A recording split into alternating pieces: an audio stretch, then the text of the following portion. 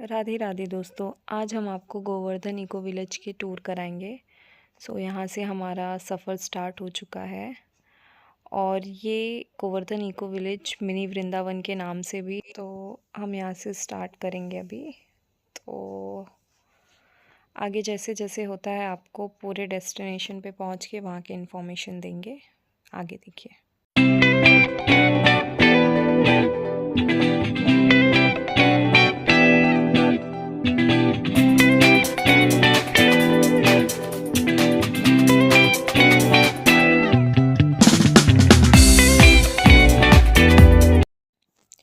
तो अब हम यहाँ अपने डेस्टिनेशन पे पहुँच चुके हैं। तो सबसे पहले हमने एंट्री की और यहाँ पे गौशाला है और यहाँ गौशाला में आपको गायों की सेवा करने का मौका मिलेगा। यहाँ पे आप यहाँ से चारे ख़रीद सकते हैं और गौ माता की सेवा कर सकते हैं। हमने यहाँ पे चारे ख़रीदे एंड गौ माता की सेवा की, जो आपको आगे देखने को मिलेगा। तो देखते हैं कैसा जाता है आगे।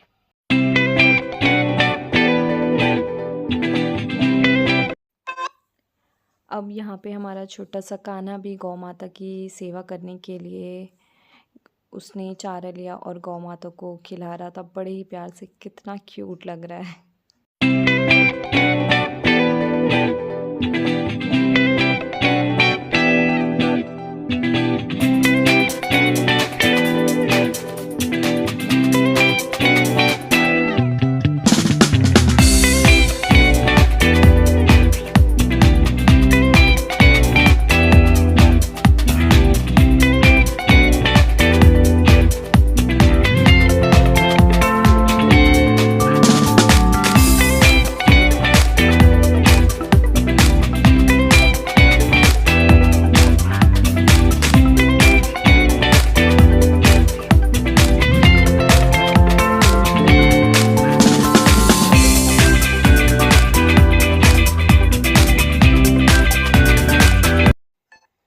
फिर यहाँ पे हमने हमारे कान्हा जी के दर्शन किए। हमारे ठाकुर जी इतने प्यारे और इतने सुंदर लग रहे थे।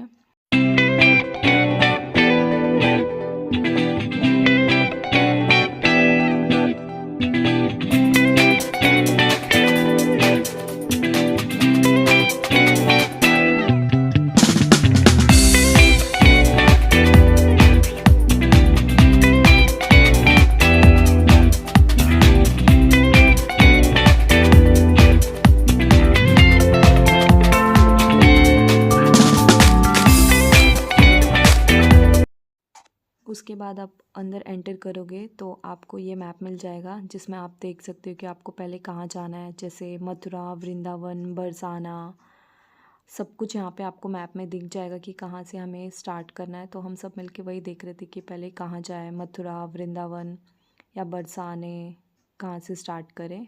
तो अब देखेंगे फिर आगे चलेंगे, क्योंकि ये बहुत बड़ा है। मतलब आप पूरा दिन निकाल के आओ तभी आप घूम सकते हो और सारी जगह कवर कर सकते हो। हमने तो हमारी जर्नी बरसाने से स्टार्ट की, राधा रानी के नगरी से। और ये यमुना नदी है, बहुत ही सुंदर। यहाँ शाम में आरती होती है, टाइम निकाल के आए तो आरती भी देख सकते हैं। और फिर ये मैप में आप सब रास्ते देख सकते हैं। और यहाँ भूतेश्वर नाम से शिव जी के मंदिर है, जहाँ हमने दर्शन किया और फिर अपनी आगे की जर्नी स्टार्ट की। यहाँ हम अपनी प्यारी राधा रानी और श्री कृष्ण को झूला झुला रहे हैं बड़े ही प्यार से।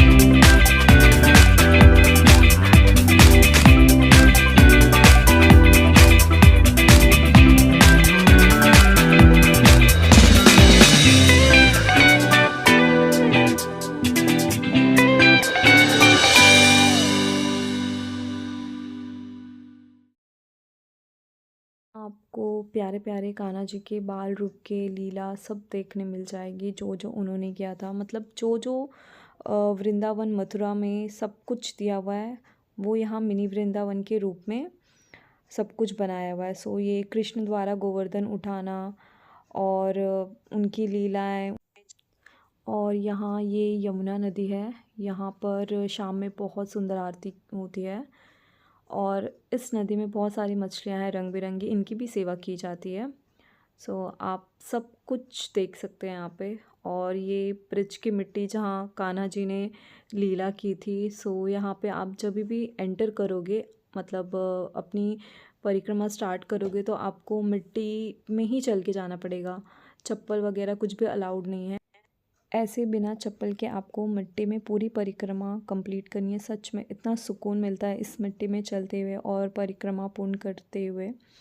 सो यहाँ पे आश्रम है, हमने यहाँ पर भी घूमा और बहुत अच्छे से सब कुछ देखी।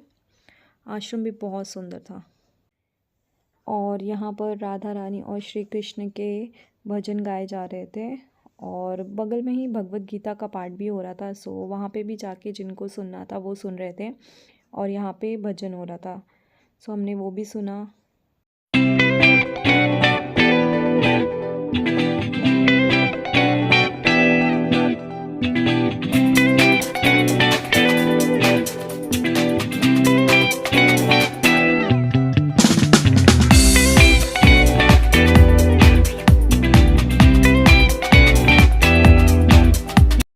सो यहाँ पे हमारी प्यारी यशोदा माँ और श्री कृष्ण माँ उनकी शरारतों से बहुत नाराज़ हो गई थी, तो उन्होंने उनको ओखली से बांधा था। सो वो भी यहाँ पे दर्शाया हुआ है। सो हमने यहाँ भी दर्शन किए।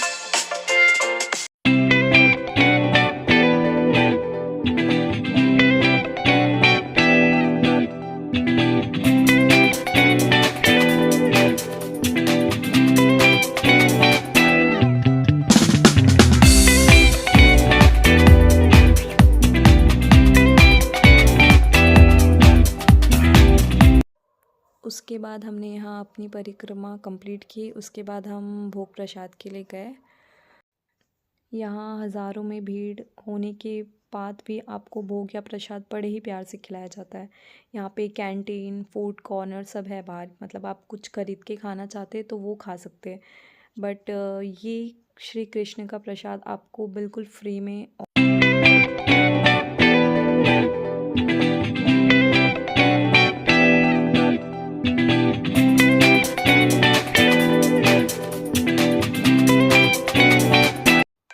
और फिर हम यहाँ घर के लिए निकल गए। हमें निकलते निकलते कुछ 6 बज चुका था।